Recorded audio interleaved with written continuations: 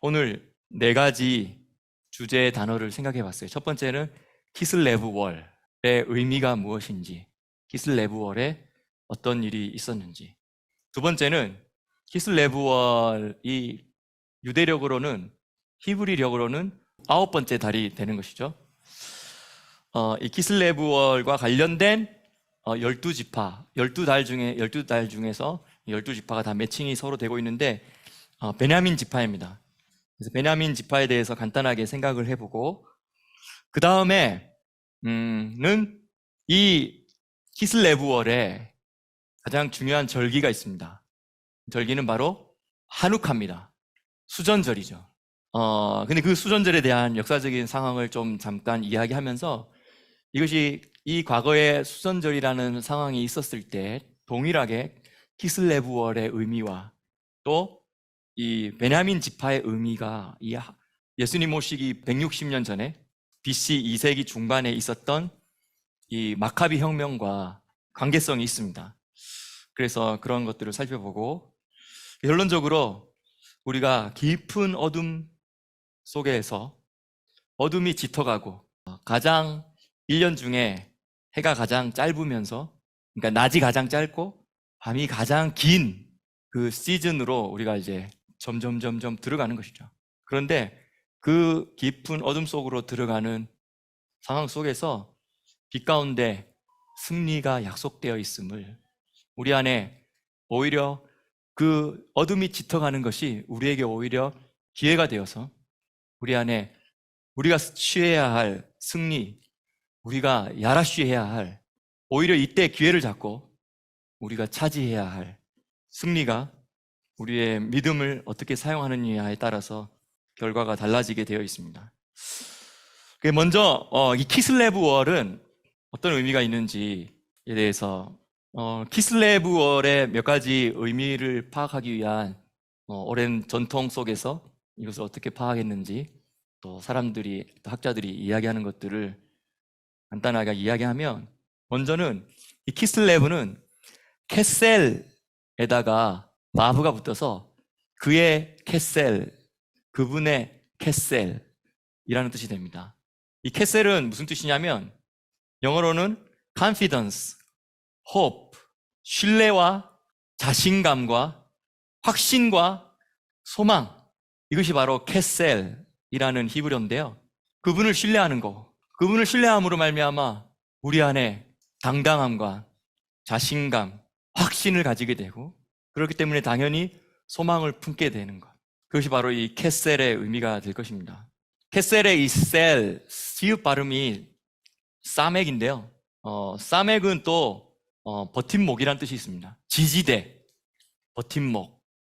그래서 우리가 든든하게 이 어둠이 1년 중에 어둠이 가장 깊어지는 이 시즌으로 들어갈 때 오히려 우리에게는 더 신뢰가 더 쌓여지고, 하나님을 향한 신뢰, 또 우리 서로를 향한 신뢰가 더 쌓여지고, 그리고 그 신뢰 때문에 우리가 더 자신감이 생기고 확신이 생기고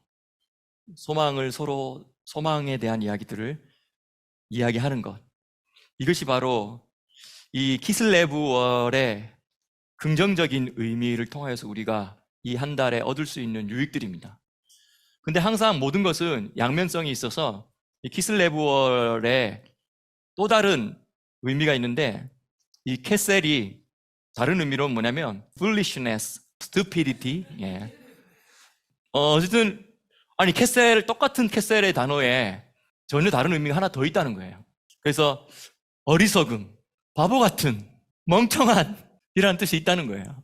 우리가 이 키슬레브월에 1년 동안 어둠이 점점 짙어지고 빛의 일조량은 점점 줄어들고 하면서 자연적인 현상은 그렇지만, 근데 이제 자연스럽게 밤이 길어지고 어둠이 더 많이 길어질 때 이 어둠의 세력들이 더 활개를 펼칠 수 있는 어떤 이런 세팅들을 하려고 한다는 것이죠. 근데 그들이 그렇게 하려고 할 때, 그래, 오히려 그러한 어둠들이 일어나는 것들을 바라보면서 오히려 우리가 더 믿음이 든든해지고 또 우리가 서로를 향하여서 소망을 더 이야기하고 또 확신을 가지고 하면서 점점 하나님이 가지신 믿음을 우리가 가지고 나아가면 이 키슬레브월은 말 그대로 우리에게는 빛의 절기가 되는 것이죠. 그런데 똑같은 상황을 바라보면서 어둠이 점점 커져가고 어둠이 점점 확장되어져 가고 어둠이 점점 세력을 넓히는 것 같고 어둠이 가지고 있는 시간대, 그들이 주관하는 시간이 훨씬 더 많다라는 것들을 바라보면서 거기에 오히려 집중을 해버리고 자꾸 내 안에 있는 어둠과 그 늘어나고 있는 어둠이 잘 마주쳐서 울리면 자꾸 우리가 어리석은 선택을 하게 되는 것이죠. 멍청한 선택을 하게 되는 것이고 결정을 하게 되는 거예요, 자꾸. 그래서 이 키슬레브월에 이 한 달 동안 우리가 계속 우리 자신을 살펴봐야 될 것은 내가 지금 똑같이 일어나고 있는 이 세상에 일어나는 일들을 바라보면서 똑같이 우리가 바라보면서 내가 어떻게 내 반응이 나타나는가를 내가 잘 살필 수 있는 한 달이 되었으면 좋겠습니다. 근데 이 키슬레브의 또 다른 의미 해석이 있는데요. 그것은 키스아 레브인데요. 키세는 보좌란 뜻이에요. 의자란 뜻인데 어쨌든 주님이 앉으시는 의자는 우리가 그냥 보좌라고 하죠. throne이라고 하죠. 체어라고 하지 않잖아요, 그렇죠? 키세는 체어도 포함되죠. 이런 의자도 포함되지만 키세, 레브는 이제 또 로라고 발음 이제 적혀 있는데요. 라메드 바브에서 로는 그분을 위한이란 뜻이에요. 그래서 키슬레브월은 그분을 위한 그분의 보좌를 세우는 달이라는 의미를 가지고 있습니다. 어둠이 가장 짙어가는 그 가운데서 사단의 권좌를 놓으려고 여러 작업들을 하게 될 때 우리들은 오히려 그 기회를 잡아서 주님을 위한 주님의 보좌를 놓아드리는 그 일을 이번 한 달에 할 수 있으면 좋겠습니다. 이 키슬레브월은 이제 의미적으로 뜻으로 볼 때는 이제 이런 의미가 있는데요. 이 키슬레브월에 관련된 지파는 베냐민 지파입니다. 베냐민 지파 하면 딱 생각나는 게 뭡니까? 베냐민은 막내죠. 막내로 태어나서 사랑을 참 많이 받았던 것 같아요. 근데 원래 이제 요셉이 태어났을 때 모든 사랑을 다 독차지했는데 요셉은 이방 땅으로 팔려가서 이집트로 팔려가서 요셉은 없다라고 생각되어졌기 때문에 오히려 그 요셉에 대한 사랑, 애틋한 사랑과 또 베냐민은 막내로서 가지고 있는 독특한 그 막내만이 가지고 있는 사랑받음이 더 섞여서 베냐민에게 더 사랑이 많이 흘러가고 부어졌던 것 같습니다. 사랑을 많이 받아본 자가 그만큼 더 사랑을 줄 수 있는 자가 되겠죠. 사랑을 줄 수 있는 자신감, 사랑을 나눌 수 있는 넉넉함을 가질 수 있는 것이 바로 이 베냐민 지파의 DNA인 것 같아요. 베냐민 지파 생각하면 12지파 중에서는 베냐민 지파가 그런 이미지를 가졌다면 12제자 가운데는 또 생각나는 사람이 누가 있습니까? 네, 사도 요한이죠. 요한이 12제자 중에 가장 어렸다고 하고 다른 사람들은 이렇게 막 기대고 예수님에게 이렇게 눕고 이런 것들이 좀 어색하고 또 나이도 안 맞기도 하는데 요한은 예수님께 기대기도 하고 그렇죠? 예수님께 특별한 사랑을 많이 받았던, 그래서 그런지 끝까지 남아서 예수님의 마지막 계시까지도 전달받아서 요한계시록을 쓰게 되었던 사도가 되지 않았을까. 그래서 이 베냐민 지파, 근데 우리가 이게 그 베냐민은 그렇지만 베냐민 지파가 형성되어졌을 때 베냐민 지파의 독특한 점이 하나 있는데요. 그건 뭐냐면 베냐민은 그 이후에 유다 지파와 베냐민 지파가 합해져서 남유다를 이루게 되었죠. 그런데 그 이후에는 이제 나중에 유대 백성이라고 하면 그는 유다 지파와 베냐민 지파와 레위 지파가 주축을 이루고 거기 뭐 시몬 지파도 있고 그 다음에 나머지 지파들 가운데 경건한 자들이 남유다에 들어와서 함께 살게 되었습니다. 근데 독특한 점은 뭐냐면 이 베냐민이라는 단어를 쭉 검색해 보면 어떤 이야기가 나오냐면 베냐민 지파는 역대상 8장 40절에 이렇게 돼 있어요. 올람의 아들은 다 큰 용사여 활을 쏘는 자라. 아들과 손자가 많아 모두 150인이었더라. 베냐민의 자손들이 이러하였더라. 그리고 역대하 14장 8절에 아사 다음에 여호사밧이죠. 근데 아사 왕의 군대에 대해서 이야기하면서 유다 중에서 큰 방패와 작은 방패를 잡는 자가 30만이요. 유다 지파 중에서. 그리고 베냐민 지파 중에서는 작은 방패를 잡으며 활을 당기는 자가 28만이라. 다 큰 용사라. 역대하 17장 17절 베냐민에 속한 자 중에 큰 용사 엘리아다는 활과 방패를 잡는 자 20만을 거느렸고 이게 여호사밧 때에 그랬다는 거죠. 그래서 베냐민 지파의 특징 용사들이 많았다. 싸워가지고 이겨내는 자가 많은 거예요. 용감한 자들이 많은 거죠.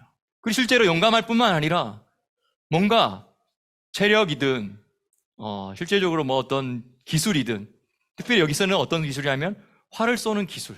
근데 1000명이 있었다 이것도 아니고 10,000명이 있었다도 아니고 10만 단인 거예요. 활을 당기는 자가 28만이라. 그리고 역대하 17장에도 보면 여호사밧 때 활과 방패를 잡는 자가 20만이다. 그 말은 거의 그 지파 사람들의 남자들은 다 용사고 다 활을 잘 쏘면서 전쟁에 능한 자들이라는 것이죠. 한둘이 아닌 거죠. 거의 다가 그런 거죠. 어쩌다가 이래 됐을까? 창세기의 49장 27절에 보면 야곱이 12아들을 축복할 때 이렇게 이야기합니다. 베냐민 짧게 한 절로 이렇게 말해요. 베냐민은 물어뜯는 일이라. 아침에 빼앗은 것을 먹고 저녁에는 움킨 것을 나누리로다. 그래서 여기서 베냐민은 물어뜯는 일이라고 했는데 일이는 히브리 말로 제브라고 하는데요. 저희가 전에 살던 게 베냐민 지파 땅의 수도에서 우리가 살다가 우리 이쪽으로 이사 왔어요. 근데 거기 그래서 피스가 제브라고 했는데 제브는 사실 여기 한글 성에는 일이라고도 했지만 늑대가 더 가까운 것 같아요. 왠지 느낌에 일이보다는 늑대가 좀 더 거칠고 야성미가 있다라는 느낌이 한글 어감이 좀 있나요? 그렇죠? 근데 정말 야성미가 넘치고 이것이 이제 잘못 쓰여졌을 때 사사기 때 참 불미스러운 일들이 있어서 베냐민 지파 남자들이 거의 대가 다 끊길 정도로 된 안타까운 일들도 있었어요. 항상 모든 것이 양면성이 있기 때문에 우리가 그걸 보는 거죠. 근데 이것이 잘 쓰여지게 되었을 때는 정말 다른 지파들, 베냐민 지파는 비록 작고 땅도 작은 땅이었고 인구도 작았지만 근데 그 인구의 대부분 전부 다 용사고 전사고 활을 땡기는 자인 거예요. 그래서 다른 지파들이 크고 인구가 많고 땅덩어리가 커도 작지만 강한, 그래서 다른 지파들이 문제가 있으면 베냐민 지파가 달려가가지고 일 처리를 해주는 것이죠. 적군들을 몰아내주는 것이죠. 이겨내는 것이죠. 물어뜯는 늑대. 늑대라는 말의 어감에 우리는 이제 부정적인 게 좀 많지만 여기서의 이제 그래서 어쨌든 긍정적인 의미에서는 딱 보면 이건 내가 마음 먹고 이거 왜 우리 거 빼앗아? 왜 우리 형제들 공격해? 왜 하나님께 속한 것을 너희들이 침범해? 감히 하면서 작지만 달려가가지고 막 물어뜯어서 자기가 먹을 건 자기가 먹고 저녁이 되어서 딱 보니까 내가 이제 남은 거 이게 많다는 거죠. 그리고 다 어떻게? 다른 지파들에게, 형제들에게 나눠줄 수 있는 그런 지파가 바로 베냐민이다라고 창세기 49장 27절에 야곱이 예언적으로 이야기해 주었는데 그 실제로 남유다 역사를 보면 베냐민에서 이러한 역할들을 했다는 것이죠. 그래서 이 달이 가장 1년 중에 어두운 달이라고 했잖아요. 동지, 우리 한국말로는 동지가 있는 것이죠. 그리고 1년 중에 해가 가장 짧은 날이 있는 달이죠. 그래서 점점점 짧아지는 것이죠. 그리고 그 말은 다시 말하면 하루의 일조량이 가장 짧아지는 것으로 가는 것이죠. 어두운 시간이 긴 날로 가는 것입니다. 그런데 재밌는 사실은 이제 세 번째, 하누카에 대한 이야기를 하려고 하는 거예요. 하누카는 하녹의 이제 여성형으로 발음하는 거예요. 하녹은 에녹의 히브리어 발음이 하녹입니다. 하녹. 거기에서 하누카라고 되는 것이죠. 하녹은 무슨 뜻이냐면 하나님께 봉헌된 자, 바쳐진 자, 드려진 자라는 뜻이에요. 그것이 바로 하누카. 하누카는 바로 성전이 회파되고 성전이 더럽혀지고 그리고 어둠이 성전을 뒤엎고 그래서 성전의 기능이 점점점 약해지고 성전의 기능이 더럽혀졌을 때 이 세상의 어둠과 이 세상의 헬라 문화와 이 세상의 로마 문화와 이 세상의 세속의 문화들이 점점 더 기세를 부릴 때 그래서 상대적으로 성전의 기능이 점점 약해져 가고 심지어는 모욕당하고 침범당하고 세상으로부터 놀림당하고 그래서 그 성전에 대한 가치가 점점 줄어들면서 심지어는 믿는 사람들 중에서도 이 성전에 대한 중요성을 등한시하게 되고 경홀히 여기게 되고 가볍게 여기게 되고 상대적으로 세상의 가치가 더 커 보이고 화려해 보이고 멋있어 보이고 하는 그런 시대로 넘어가는 그런 상황에서 하누카 절기가 있었다는 것이죠. 근데 하누카는 이 키슬레브월의 25일이에요. 키슬레브월 25일 날 시작해서 8일 동안 지키는 것이죠. 근데 보통은 키슬레브 25일이 거의 동지랑 비슷하게 맞아떨어져 갑니다. 1년 중에 가장 어두운 날이죠. 근데 그것이 바로 예수님 오시기 약 165년 BC 2세기 중반에 있었던 사건인데 바벨론 포로에서 포로 귀환한 때는 페르시아 시대입니다. 그리고 나서 이제 2차 성전을 짓고 에스라와 느헤미야의 지도력에 의해서 우리가 어쩌다가 이렇게 70년 포로 생활하고 이제 들어오게 됐느냐 하면서 우리가 말씀을 모르기 때문이다.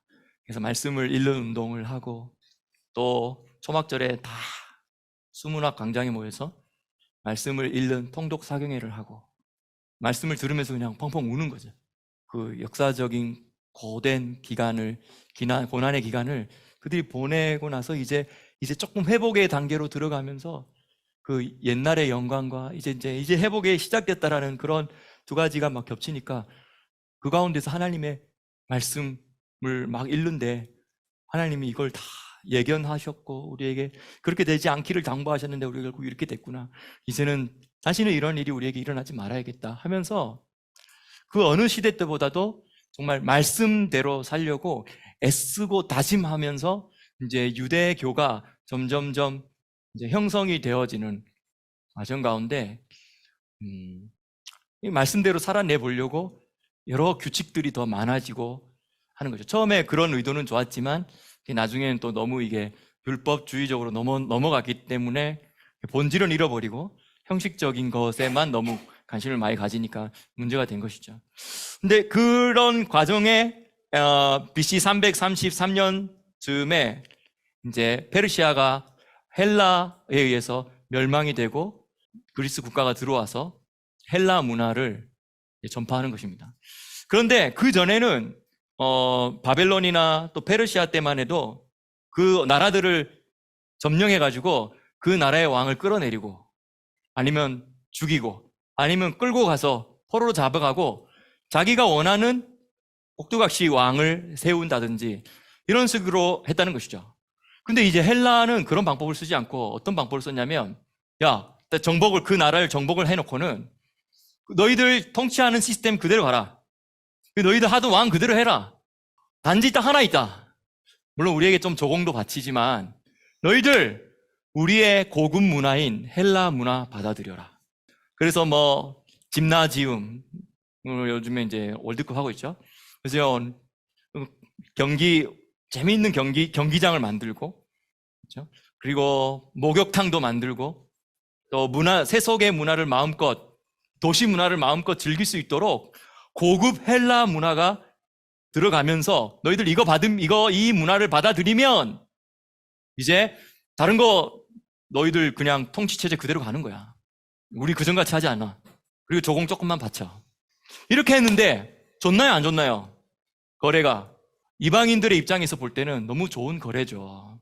그래서 감사합니다 하면서 오히려 어떻게 사고가 씻겨졌냐면, 야, 이들이 우리에게 정복했는데 이제 이걸 정복자의 느낌이 아니라 이들이 우리에게 고급 문화를 우리에게 전달해 주러 와서 우리에게 이런 세상을 마음껏 즐길 수 있는 이런 것들, 고급 문명을 우리에게 전달해 줬다 하면서 오히려 이제 고마워하게 만드는 것이죠. 그런데 사실은 이 헬라 문화가 다 백그라운드가 뭐예요? 그리스 로마 신화죠.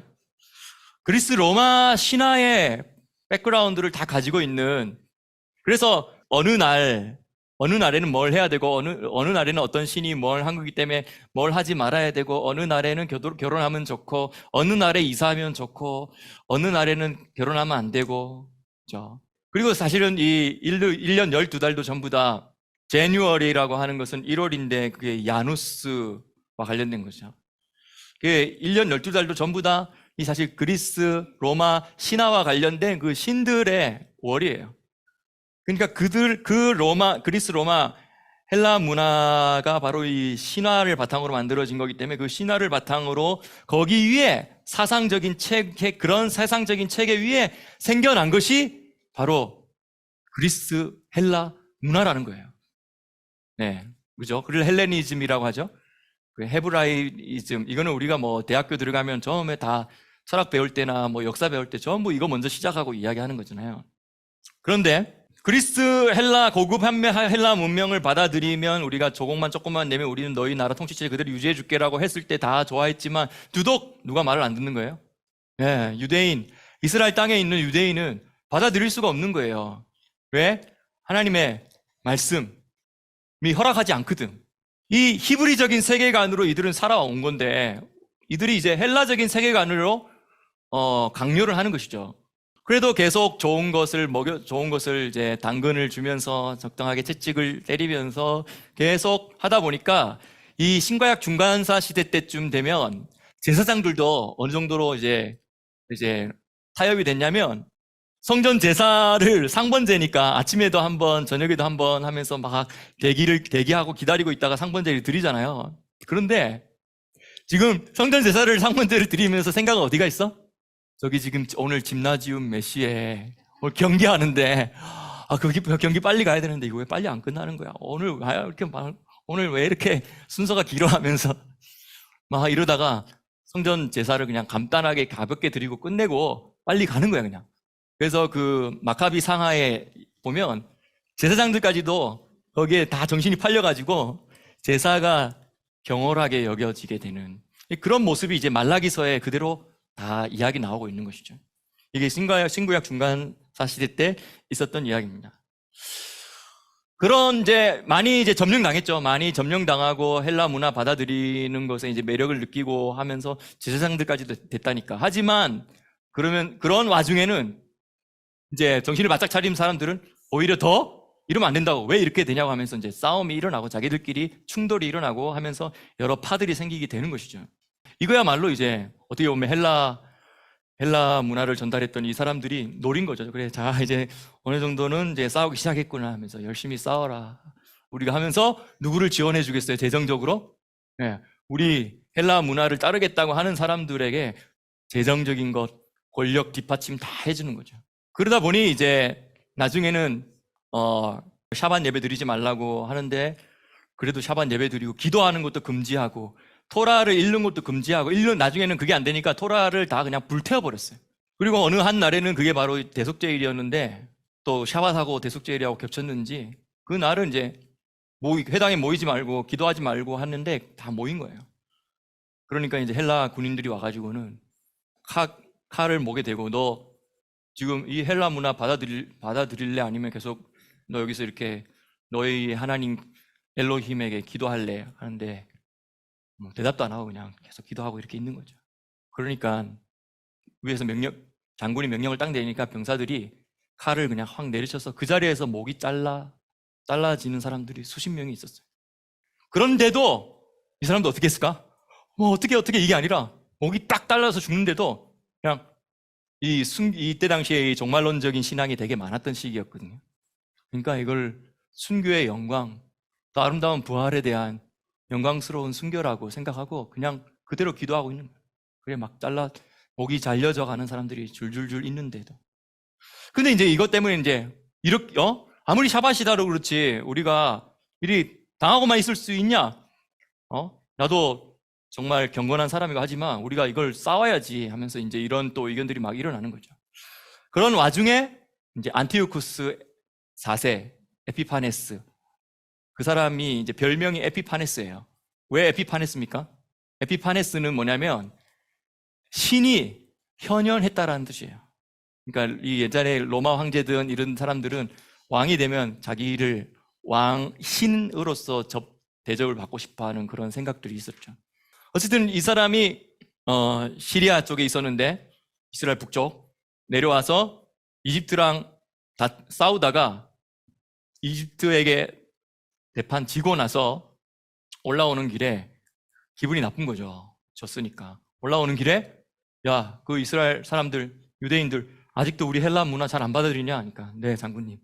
진짜 기분 나쁘네. 내가 져가지고 이집트에 진 것도 너무 기분 나쁜데 이것들이 하면서 그냥 올라와가지고 그냥 성전 빼앗아 버리고 돼지 피를 뿌려버리고 돼지로 제사하게 하고 뿐만 아니라 그 제우스 신을 그 성전에다가 세워서 성전을 더럽힌 것이죠. 그러니까 이제 유대인들끼리도 서로 약 의견이 충돌해서 이랬는데 그래서 사바 때 목 베어지는 것까지는 그래도 막 의견이 대립되고 했었는데 성전이 더러워지니까 이제 못 참겠는 거예요. 그래서 이제 마카비라는 사람이 일어나서 헬라 군인들이 와가지고 절기를 지키지 말고 또 할례하지 말고 다음에 샤밧 지키고 있었을 때 칼에 목을 대고 이렇게 딱 했었는데 그때 마카비가 온 곳이 왔다 해가지고 당하고만 있지 않겠다 해가지고 칼을 빼고 그 헬라 군들을 죽여버린 거죠. 그때부터 이제 마카비 혁명이 시작된 것이죠. 그리고 결국은 그 마카비 혁명을 통하여서 이 예루살렘 성전이 회복되어졌고요. 그리고 예루살렘 성전을 급하게 청소 깨끗하게 하고 나서 우상들 다 끌어내리고 그리고 나서 거기에 이제 성전 제사를 시작하기 위해서 메노라에 불을 붙여야 되는데 이 성전에 메노라에 불을 붙이는 올리브 오일은 엑스트라 버진 오일이라서 이만큼 모아놔도 처음에 조금 나오는 그거 양이 적은 거죠. 근데 그걸 이제 모아서 또 백성들이 다 헌물같이 주는 것들을 모아서 이렇게 하는데 그게 양이 하루치 정도밖에 쓸 수 없는 거예요. 근데 이렇게라도 일단 하자. 근데 이걸 다 준비하는데 또 한 7, 8일 걸렸대요. 일단 그러지만 하루치밖에 없으니까 우리 하루치만이라도 불을 붙이고 성전을 이제 활성화시킨 거죠. 그런데 기적이 일어난 게 8일 동안 이것이 계속 불이 하루치의 기름으로 8일 동안 불이 붙였다. 이래서 생긴 게 하누카 절기입니다. 그래서 예수님께서도 요한복음 10장에 가면 예수님께서 하누카 절기 겨울이거든요. 예수님께서 겨울 수전절에 성전으로 올라오셔서 하누카 절기 때 이 성전이 더럽혀지고 회파되어지는 것, 어둠이 깊어지는 것을 바라보면서 이 성전이 회복되어지고 성전이 하나님께 다시 드려지고 하누카가 되어지고 그리고 이 성전의 영광이 다시 빛이 나게 될 그런 일들을 예수님이 바라보셨을지도 모르겠어요. 그러니까 어둠이 가장 깊어지는 것들과 그가 어둠이 가장 깊은 가운데 빛이 비춰지는 그러한 것들을 바라보는 때가 바로 이 하누카 절기 때죠. 근데 우리는 정확하게는 문헌으로서는 뭔가 남아있진 않아요. 뭐냐면 크리스마스가 사실은 디셈버 25일이죠. 근데 하누카는 키슬레브월 25일이에요. 초창기 초대교회 때 또 한동안 이방인 가운데 1세기 때 2세기까지는 이방인 가운데 예수님의 복음을 받아들인 자들이 샤밧도 지키고 주일도 지키고 또 이런 유월절 같은 것도 그대로 받아서 지키고 했기 때문에 우리가 문헌적으로 이게 많이 남아있진 않지만 자연스럽게 하누카에 대한 절기들도 초대교회와 한동안 1세기, 2세기까지는 이런 것들이 이어졌을 거라고 생각이 들어요. 그런데 그게 AD 300년대에 콘스탄티누스가 기독교를 공인하고 그 이후에 또 기독교가 국교가 되어지는 이런 가운데 기독교 이외의 다른 모든 종교들을 아예 없애버리고 기독교 하나만 국가의 종교로 세운다 이렇게 하기에는 너무 거센 저항들이 있었기 때문에 기독교를 국교로 한다. 그런데 너희들이 하던 거 있지? 그거 우리식으로 좀 바꿔가지고 우리가 타협안을 만들어줄게 하면서 섞여 들어온 것이 있었던 것이죠. 저는 생각할 때 이 하누카가 크리스마스의 전신이 아니었을까 이런 생각이 듭니다. 가장 어두운 상황 속에서 빛을 소망하게 되고 빛을 바라보게 되는 것이죠. 여기서 우리가 또 생각해 봐야 될 거 있어요. 이제 우리가 세 주제를 이야기했어요. 첫 번째는 키슬레브의 뜻.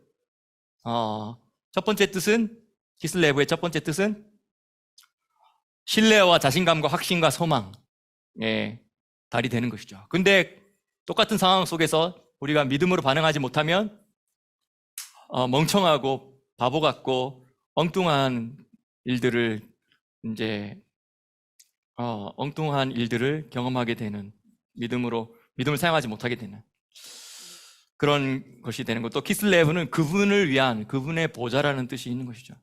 그래서 이러한 어둠이 짙어가는 가운데 하나님을 위한 하나님의 보좌를 세울 수 있는 이게 바로 또 하누카와 연결되잖아요. 그렇죠? 성전의 회복과 연결되는 거잖아요. 그런데 우리가 생각해 봐야 될 건 베냐민 지파예요. 왜냐하면 베냐민 지파는 물어뜯는 늑대거든요. 싸울 때는 싸워서 이겨먹는 사람이거든요.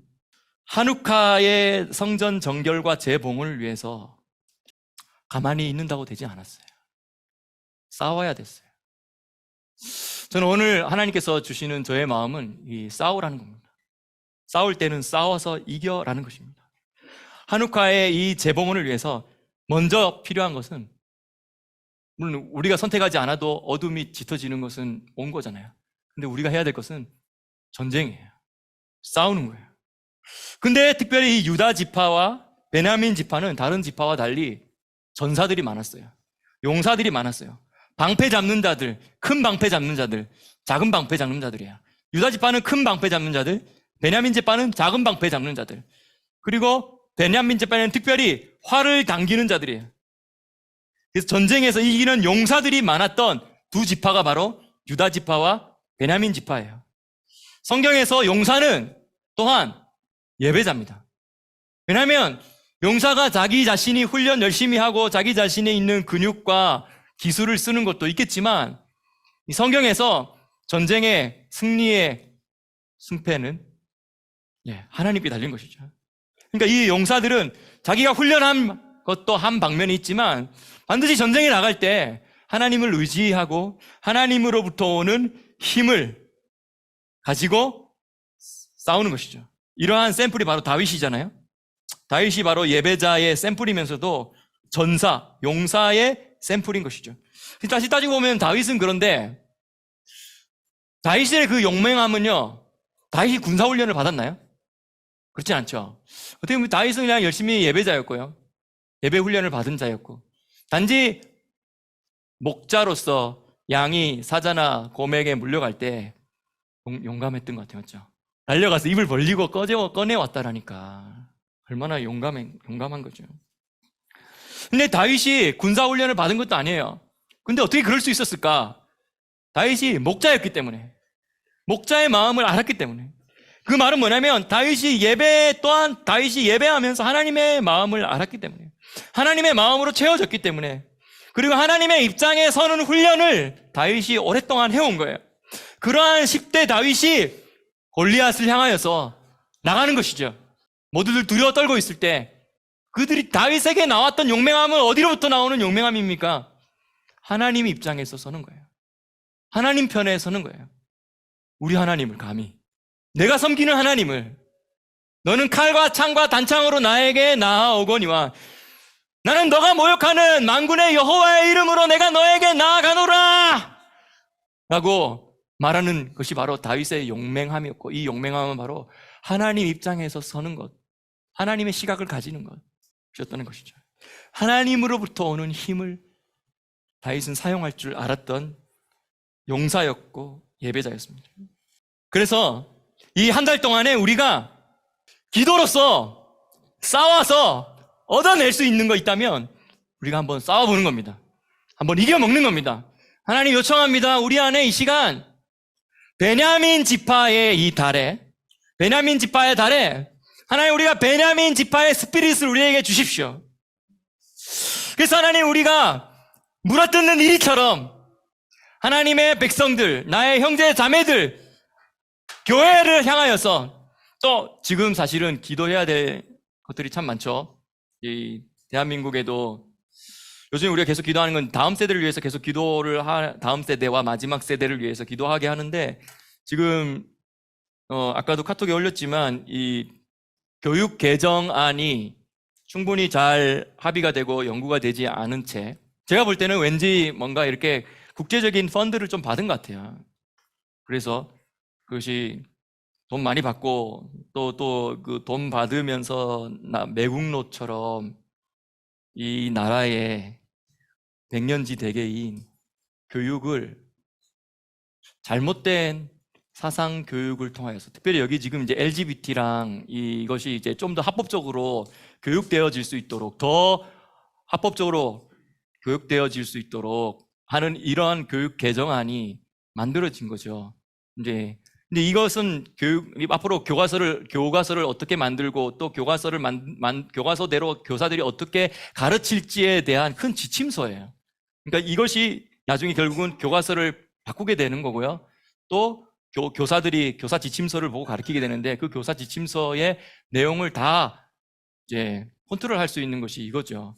근데 이것이 지금 한국에서 이것을 좀 문제를 심각하게 지금 해서 드러내고 있고 기도하고 있는 분들이 많고, 전면전을 치르려고 하시는 분들이 많이 있는 것 같아요. 근데 제가 이 부분은 우리가 좀 기도해야겠다. 그리고 우리가 할 수 있는 것들은 해야겠다. 그래서 제가 아까 카톡방에 관련된 자료를 누가 보내줘서 이거 올렸는데요. 우리가 목소리를 내야겠다. 가만히 있으면 안 되겠다. 기도만 하고, 일단 기도하자. 그리고 기도만 하고 하면 안 된다. 뭔가 우리의 목소리를 내야 된다.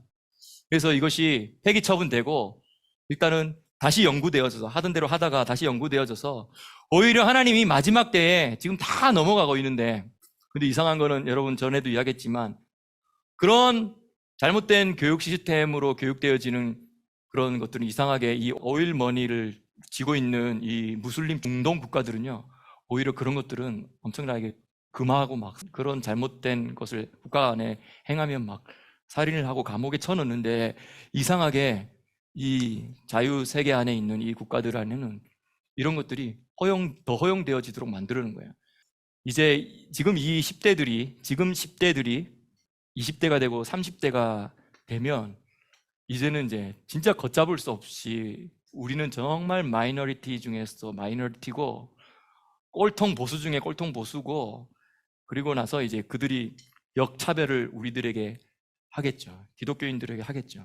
이게 지금 앞으로 5년에서 10년 후에 일어날 일들이 지금 우리의 눈에 보이고 있어요. 근데 그렇게 된다 할지라도 우리가 싸울 만큼 우리가 싸워서, 큰 흐름은 그렇게 가더라도 그 큰 흐름 안에서도 우리가 싸워 전리품을 얻어내고, 또 더 많이 어둠에 빼앗기지 않을 수 있도록 우리의 다음 세대들을, 우리의 이 마지막 세대들을 하나님 앞에 붙들어낼 수 있는 이 일들 우리에게 필요합니다. 그래서 이러한 일들을 할 수 있도록 기도로 이기고, 실제로 또 하나님의 전략이 풀어져서 우리의 기도가 베냐민이 활 쏘는 데 있어서 놀라운 능력을 가졌던 것처럼 하나님, 우리의 기도가 베냐민의 활처럼 되게 하여 주십시오. 그래서 우리가 기도로 활을 당길 때 정확하게 그 원수의 염통을 꿰어 뚫어버리는 그런 날카로운 기도, 이 한 달 동안 우리가 할 수 있도록 싸우게 하여 주십시오. 이 어둠의 주관자들을 결박하고 끊어낼 수 있도록 우리를 활처럼 사용하여 주십시오. 이 끝까지 포기하지 않고 믿음을 견지해 나아가기를 이 한 달 우리가 기도합시다. 하나님의 전략을 풀어내는 거룩한 교회들이 일어나고 이 교회들 가운데 남은 자들이 일어날 수 있도록 기도합시다. 너무 많은 사람들이 공격을 다방면으로 지금 받고 있어요. 그래서 이러한 기간에는 우리 한 사람이 잘한다고 되지 않는 것 같아요. 우리가 함께 기도 제목을 나누고 우리가 함께 연대하고 우리가 함께 빨리빨리, 내가 지금 어려운 가운데 있을 때 빨리 기도의 그룹들에게 우리의 기도를 알려서 우리가 기도 화살 지원을 받아야 돼요. 방패 지원을 받아야 돼요. 기도의 방패가 필요합니다. 큰 방패가 필요합니다. 작은 방패가 필요합니다. 또 하나님께서 말씀하십니다.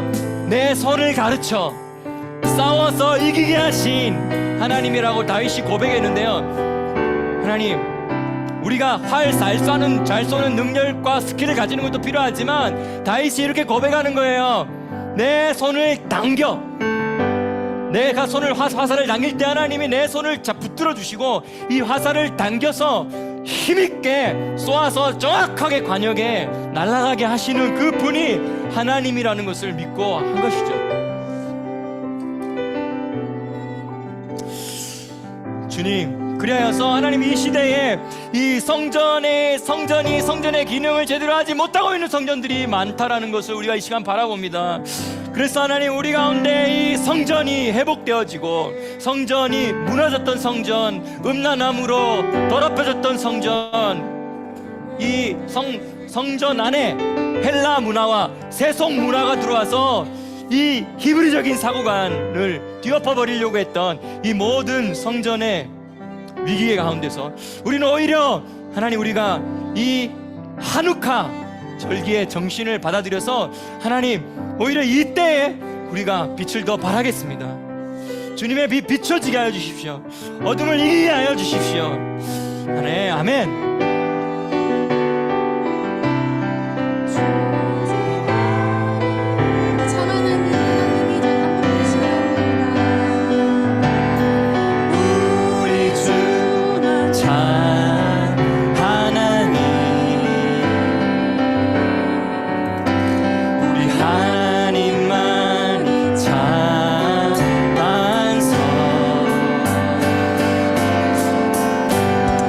세월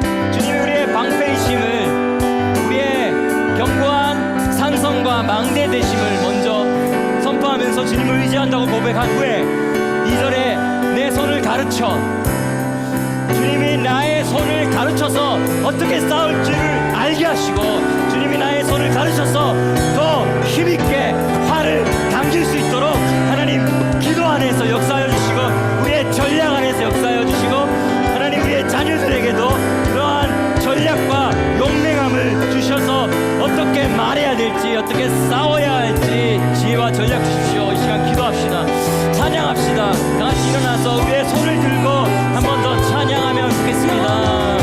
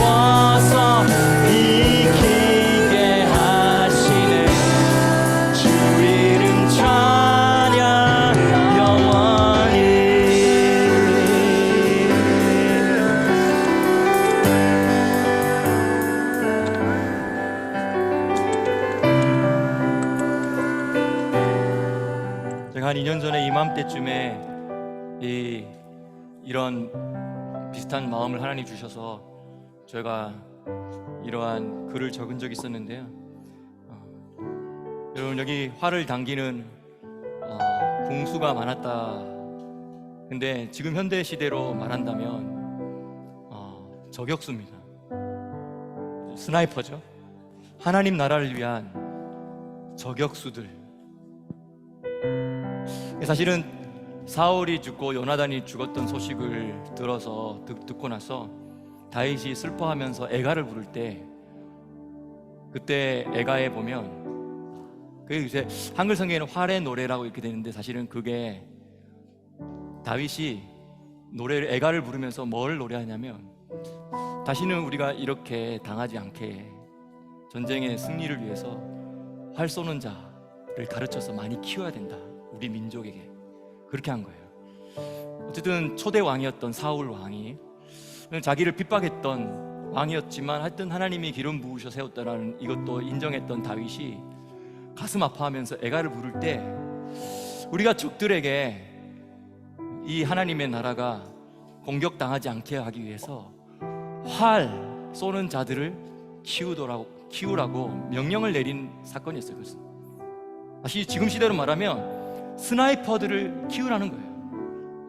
저는 우리가 좀 더 이러한 스나이퍼와 같은 정말 날카롭게 매의 눈처럼, 독수리의 눈처럼 멀리서도 뱀이 움직이고 이 돌멩이에서 저 돌멩이 사이로 살짝 스쳐 지나갈 때 어떻게 보면 레이저에도 안 잡힐 수 있는데 매나 독수리는 그 몇 킬로미터 높이에서도 그 뱀이 살짝 지나가는 것까지도 본다는 거예요. 근데 우리에게 이 스나이퍼가 되기 위해서는 먼저 우리의 시력이 좋아져야 되는 거죠. 독수리의 눈이 필요해요. 그래서 하나님, 이 시대 가운데 잘못된 것들이 자꾸 일어나고 어둠이 세력을 떨치려고 할 때 우리가 그것을 다 맞서서 하려고 하면 우리가 그렇게 할 에너지가 없잖아요. 스나이퍼는 뭡니까? 저격수는 뭡니까? 그냥 그 대표적인 한 사람만 끝장내면 되는 거예요. 근데 이스라엘은 이런 거 참 잘하는 것 같아요. 그렇죠? 전면전이 붙기 전에 그걸 일으키는 중요한 군사 지도자나 장군들이나 전략가들이나 무기 만드는 과학자들을 쥐도새도 모르게 죽여버리잖아요. 근데 이것은 이 실제로 영적 전쟁에 지금 우리가 경험하고 있는 이 마지막 때에 우리 마지막 세대인 우리가 경험하게 될 이 영적 전쟁에 있어서 스나이퍼 너무 중요한 것 같아요. 저기 목사님 계신데 사실 우리 한국교회에 이 기도원에서나 또 한국교회에 하나님께서 이 성령의 은사들을 막 부어주시고 교회들이 이렇게 막 성장하게 했던 우리 1세대, 2세대 하나님의 사람들, 거기에 목사들도 있고 이름 없는 그냥 권사님들, 집사님들도 얼마나 많아요. 근데 사실 제가 지금 생각해보면 그분들이 어떻게 보면 뭐 잘 훈련받지 않았다라고 생각하지만 그분들이요, 기도 안에서 깊이 들어가면서 하나님이 스나이퍼는 보는 자잖아요. 근데 하나님이 사이트를, 시야를 딱 열어주시면 그거 딱 꼬집어서 기도하셨던 분들이에요. 엄청난 스나이퍼들이, 그들이 이제 스나이퍼라고 명명이 이름이 불려지지 않았다 뿐이지 우리의 1세대, 2세대 사역자들은 정말 스나이퍼와 같은 영적인 전사들이었어요. 근데 어느 순간 다윗의 고백처럼 어느 순간 우리가 활 쏘는 자들이, 스나이퍼들이 없어진 거예요. 그러다 보니까 오히려 적의 편에 서 있는 스나이퍼들이 우리의 장군들을, 우리의 지도자들을 온갖 모함과 거짓말과 또 세상의 입장에서 막 이렇게 교회는 이래야 된다라고 하면서 얼마나 많이 교회를 끌어내리고 있는지 모르겠어요. 사실 큰 대형 교회들도 공격 안 받는 대형 교회들이 없잖아요. 공격 안 받으려면 조용히 가만히 있어야 돼. 바른 말 하면 바로 공격하고, 영향력을 행사하려고 하면 영적인 영향력, 이 사회 안에서 선한 영향력, 우리가 사실 말을 하지 않았죠. 그렇지 교회가 얼마나 많이 사회를 봉사하고 있습니까? 웬만한 사회 단체들보다도, 국가 단체들보다도 더 많이 하고 있는데, 그렇죠? 근데 이 적군들이 이 교회 영향력 있는 사람들에게, 영향력 있는 교회들에게 이렇게 공격을 하는 거죠. 우리가 스나이퍼를 키우지 않았기 때문입니다. 이 시간에 제가 이렇게 좀 축복하고 마무리를 하고 싶어요. 우리 모두가 이 시간 하나님께서 이번 한 달 동안 여러분들을 스나이퍼로 부르십니다. 하나님 나라를 위한 저격수들로 여러분들을 부르고 계십니다. 여기 있는 우리의 다음 세대들도 이러한 하나님 나라의 저격수들로 준비되어지고 있습니다. 그래서 먼 거리에서도 독수리와 같은 매 같은 눈으로 바라보고 감지하고 체크하여서 그 원수의 심장을 관통시키면서 이 아군들의 중요한 인물들은 보호하고, 그리고 그들의 눈을 원점 좌표 삼아서 화살을 당기고 관통시켜서 그들의 레이더망을 파쇄할 수 있는, 그들의 전략을 무산시킬 수 있는, 그들의 전투력을 무력화시키는 저격수들을 하나님이 지금 부르고 계십니다. 다윗이 이런 것을 경험했거든요. 시편 118편에 보면 내가 주를 의뢰하고 적군을 향하여 달려 들어갑니다. 내 하나님을 의지하고 내가 담을 뛰어넘습니다. 내 손을 가르쳐 싸우게 하시니 내 팔이 놋 활을 당깁니다. 내가 내 원수의 뒤를 쫓아가리니 그들이 망하기 전에는 내가 돌아서지 아니하리이다. 내가 그들을 쳐서 능히 일어나지 못하게 하리니 그들이 내 발 아래 엎드러지리이다. 주께서 나를 전쟁하게 하려고 능력으로 내게 띠띠우사 일어나 나를 치는 자들이 나에게 굴복하게 하셨나이다. 또 주께서 내 원수들에게 등을 내게로 향하게 하시고 나를 미워하는 자들을 내가 끊어버리게 하셨나이다. 그들이 부르짖으나 구원할 자가 없고 여호와께 부르짖어도 그들에게 대답하지 아니하셨나이다. 내가 그들을 바람 앞에 티끌같이 부서뜨리고 거리에 진흙같이 쏟아 버렸나이다. 주께서 나를 내 원수에게서 구조하시니 주께서 나를 대적하는 자들의 그 위에 나를 높이 드시고 나를 포악한 자들에게서 건지시나이다. 여호와여 이름으로 내가 이방 나라들 중에서 주께 감사하며 주의 이름을 찬송하리이다.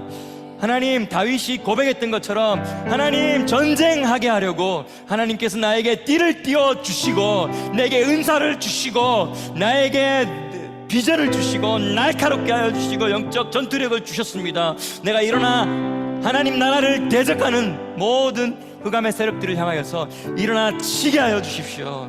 네. 이러한 저격수들로 오늘 이 자리에 있는 모든 사람들 다시 한 번 더 하나님 세워주십시오. 아멘. 오늘은 샤밧이고 또 월삭입니다.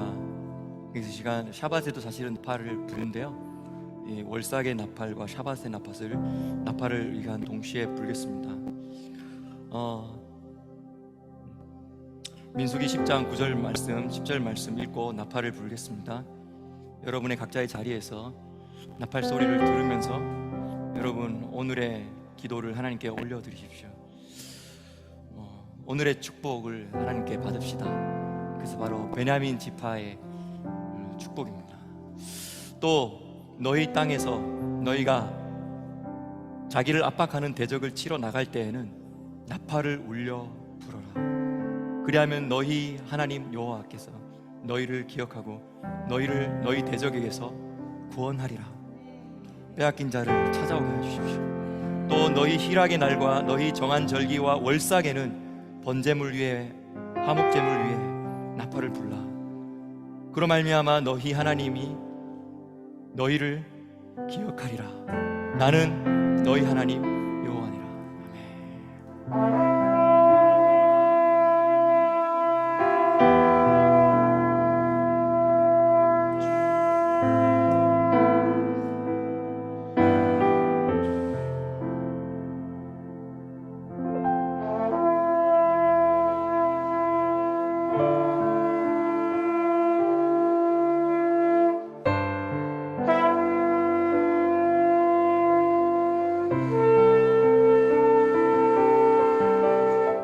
아멘. 여러 사람이 말합시다. 샤밧 샬롬. 샤밧 샬롬. 완전한 샬롬이 당신에게 이 시간 있기를 원합니다.